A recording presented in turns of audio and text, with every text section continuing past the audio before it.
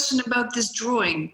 Is it hand drawn or is it computer drawn? How do you draw?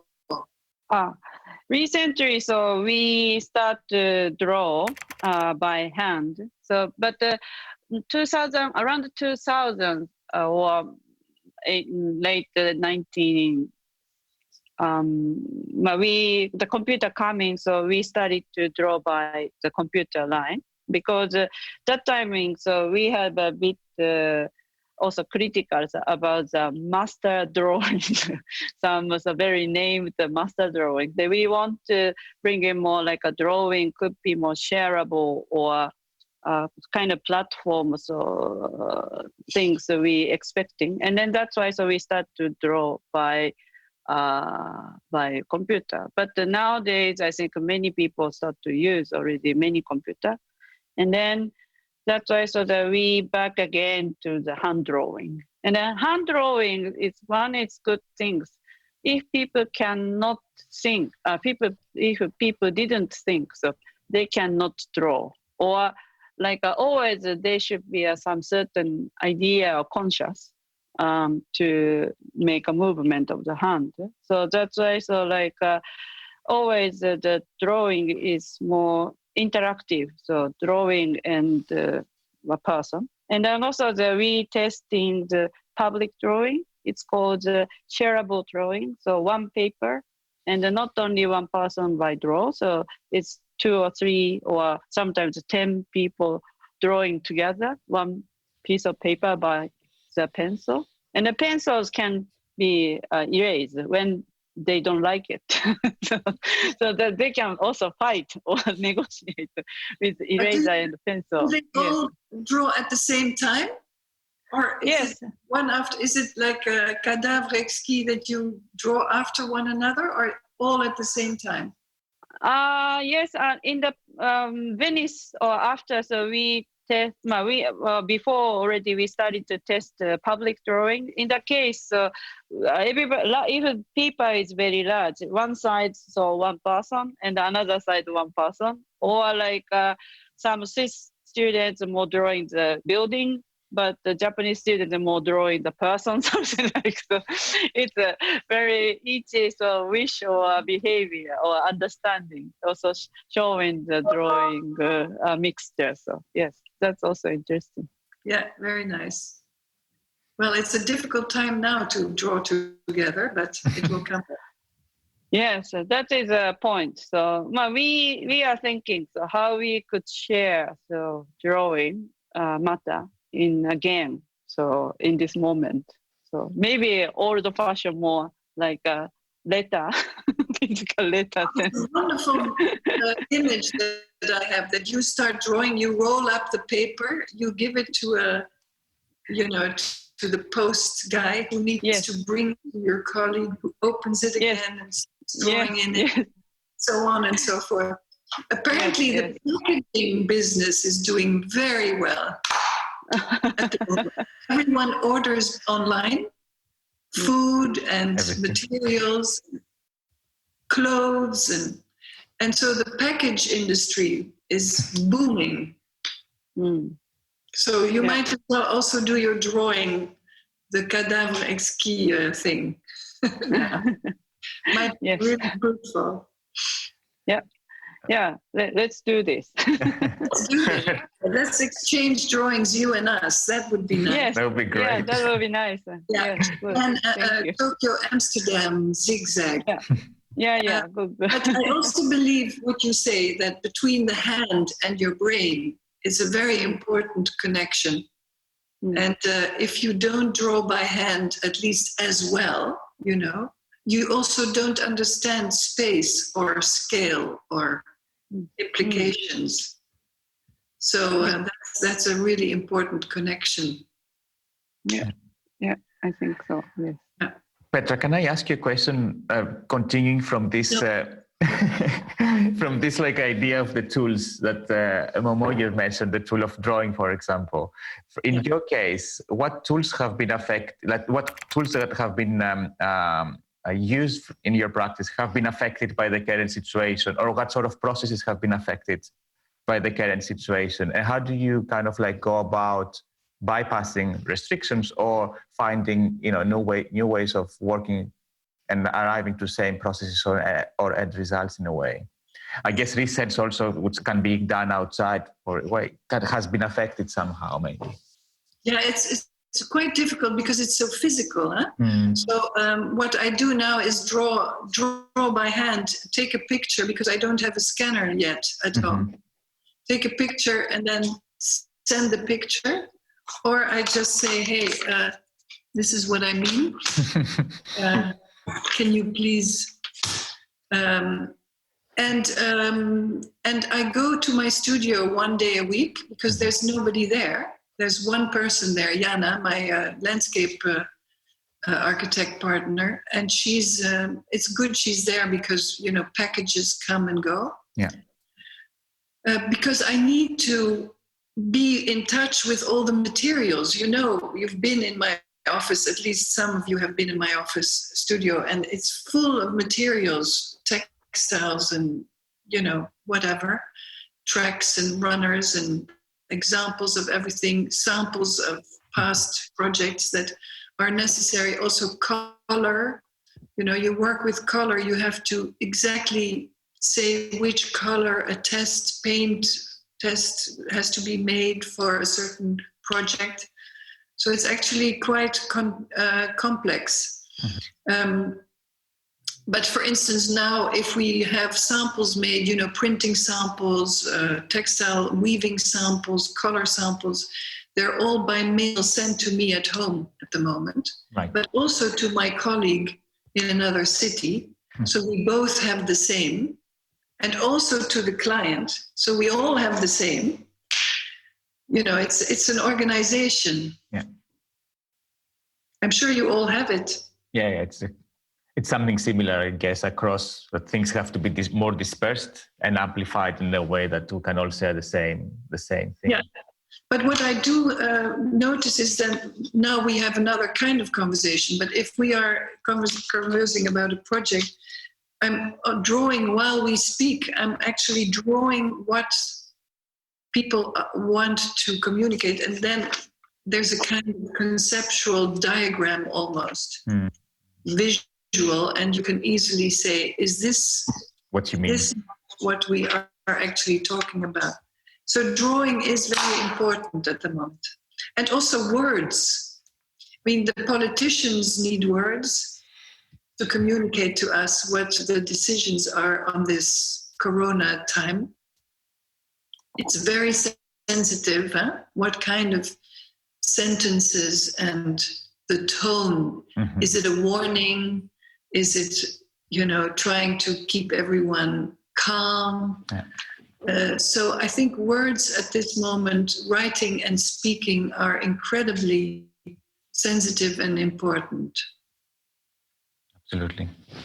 You have to think about it. You can't just flip it out. You have to think about everything now. Be conscious. Don't you think? Yeah. What is your experience?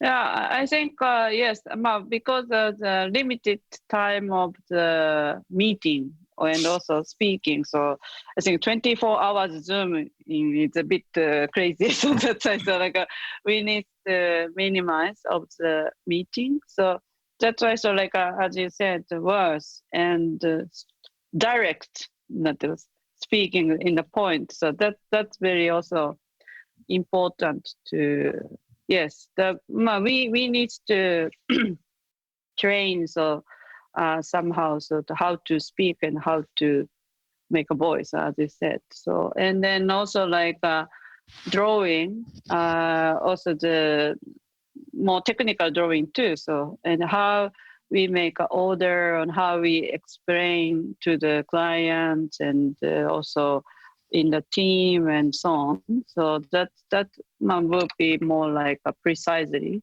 or some more conscious about it. And you're working in Geneva, I'm sure you have projects also in Europe or anywhere where there is a very critical, in Italy now, is very critical, very sensitive. So all of a sudden your work becomes very political. Because we are designing this landscape, a new part of the city actually in Geneva, with really, with architects and so on, but it becomes very political because the city is our client, and so they want us to symbolize, not only make it, but symbolize a good future, symbolize hope, symbolize. So it becomes a very political thing, our work. Absolutely. All of a sudden, more than it used to be. Yeah.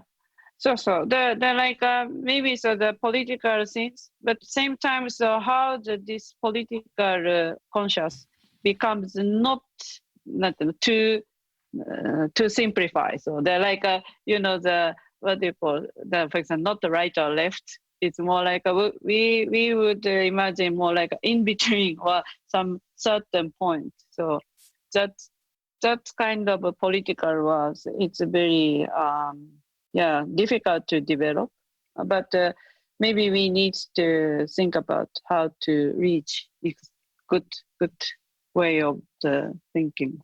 So is your architecture now more aware? I mean, you have earthquakes. That's very important. That there's more and more storm and rain in the world because of climate change. But now we also have this kind of temporary imprisonment within the house. Is it influencing your architecture that you think of scenarios where people live in this house and they cannot go out, and one is ill and one is not ill? How you strategize your floor plan, your But we at Tribal are always focusing on the like some domestic, the like house, co-working house, or like house and the office together, or like a bit like a care house, like a disabled people working station, or like a station, more public building. But we have a lot of always bring into the outdoor space also, like a terrace or a loggia space or rooftop, a balcony, and so on. So in our already we started, or we had also very interesting in this kind of threshold part of the building. And then but now we understood, and also like we don't design office building, large office building. So and always we expect the openable window by hand and natural ventilation and so on, so on. So that's why. So and also like we designed the square and also like outdoor park and so on. So that's why. So like.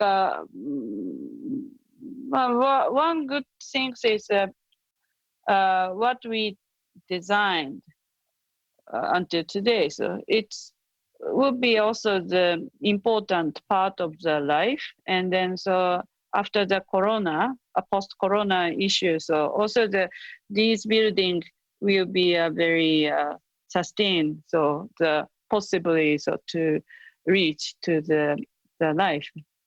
Yeah. And maybe so other buildings like a more office building, large office building, or like a machine, air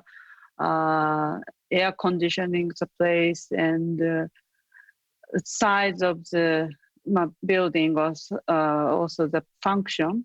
Some also very special function, so will be considered for next lifestyle.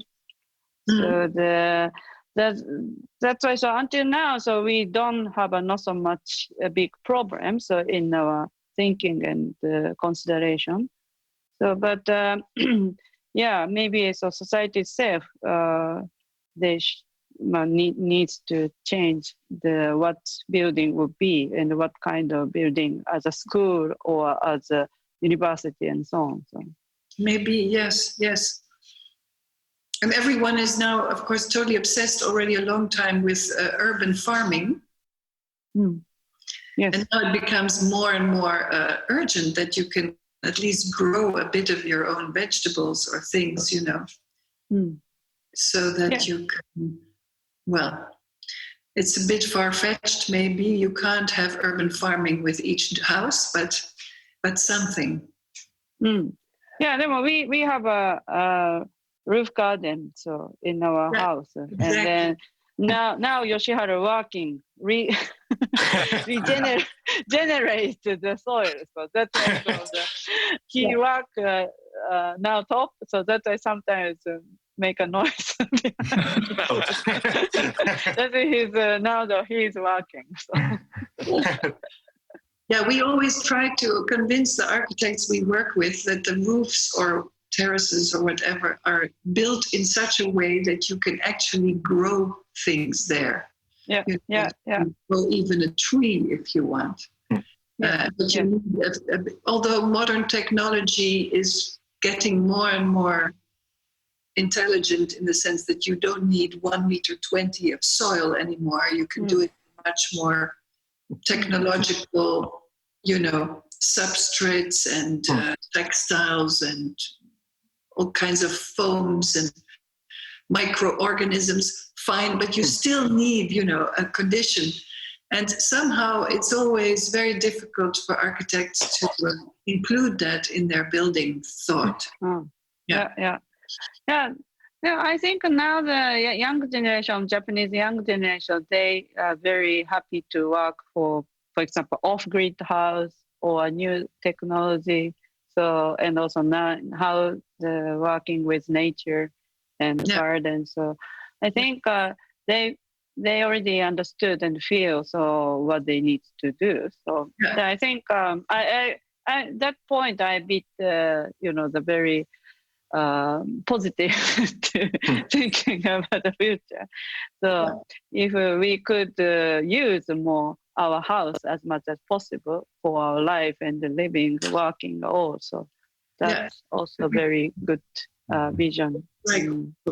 Yes. Yeah. So your children, my grandchildren, your children, they have a new mentality and they learn from this situation a lot. So it could really be a positive thing in all the horrors that we hear, that we learn about time and patience, intimacy, the value of friends and communications and really valuable. We got a package from a friend in Tokyo with very good sake, very good Japanese tea, and 6 packages of masks. Great. Fantastic. Oh, good, great. So we thought, what shall we send back? What shall we?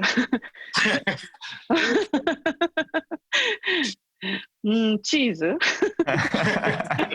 cheese. Cheese and potatoes and literature, maybe. And we have an equivalent of sake, which is jenever. So also not bad. Anyway, but it's so nice. So you have a different kind of caring for each other on a long distance, which is very beautiful. Yeah.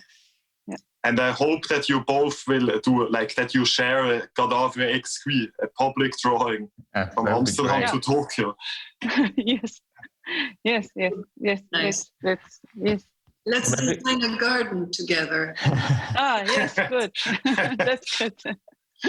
Very beautiful. Yeah. There's this kind of like 2 questions that we normally ask at the closing of these conversations, and I mean, it has been covered a little bit, but it would be nice maybe to use them as an opportunity to wrap up. And this is like in the next kind of like phase of moving forward. What would you take with you from the current moment, and what would you leave behind? What would you not want to carry forward? So maybe it can be a nice opportunity to kind of like use that to wrap up the conversation as a closing. Momoyo, what would you take forward? A lot, I think. As you said, we both already said a lot, but I think I would like to stop flying around so much. We used to fly everywhere. Just for movies. Yeah. We're crazy. Yeah. Crazy. Absolutely. And it's so fantastic that, Schiphol is not so far from here. So it used to be, now now there's no noise. Silent. Just now and then, hey, there's a plane. Becomes a novelty. So I hope people are more aware. I think KLM is starting again flying to cities in Europe, to Barcelona, to Rome, to, one flight a day, but still it's starting up again. But I hope we can restrain ourselves and have more meetings like this instead of going places. That would help.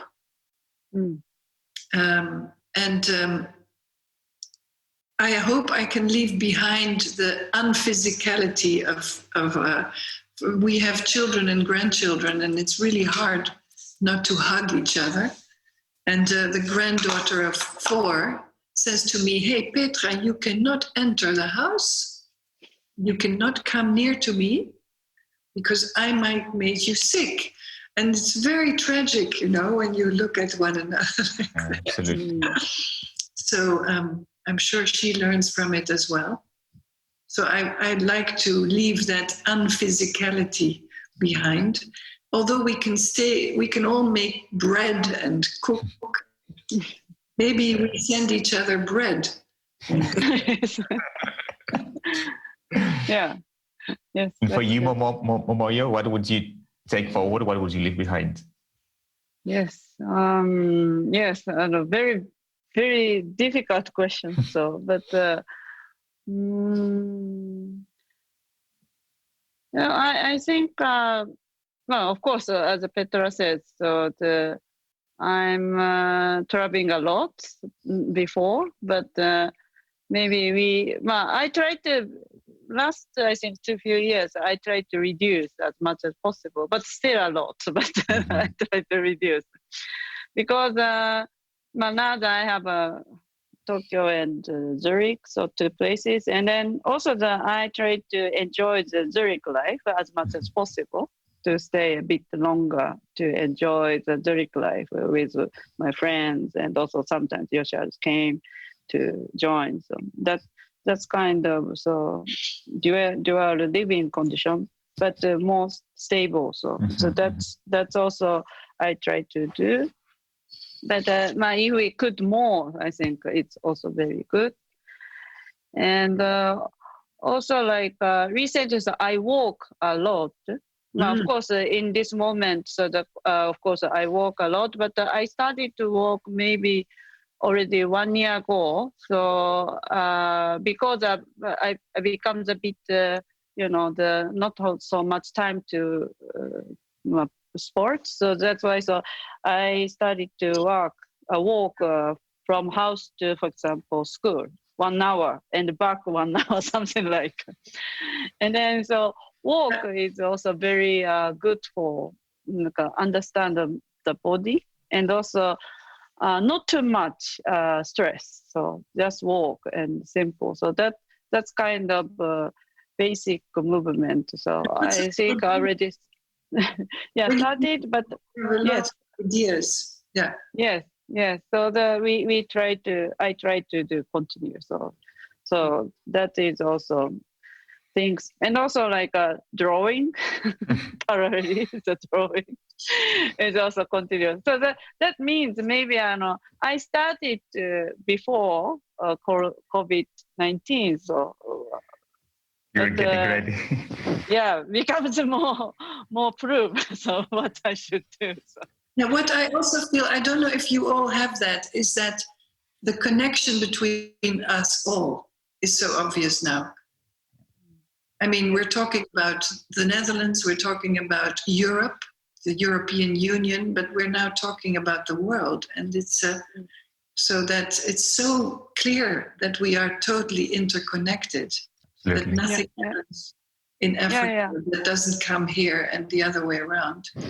Absolutely. And that's something, this consciousness that we are not individuals, nor individual countries, nor individual... Don't you feel? I mean, Switzerland is always separate.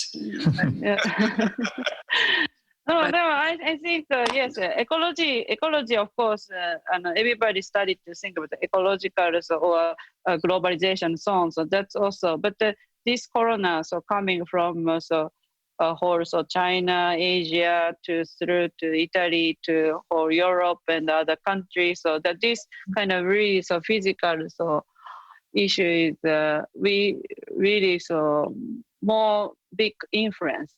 By very big impact to our change of life. So that's why. So it's more. I think people get more serious about this connection. I think interaction. Yeah, and I also think talking about art and museums, Freddy and Niels and Vasilis. I think this whole obsession, which I was always very doubtful about. Maybe I'm a bit of a moralist. I have no idea. I hope not. But this mass, this urge that masses should visit the museum. Mm-hmm.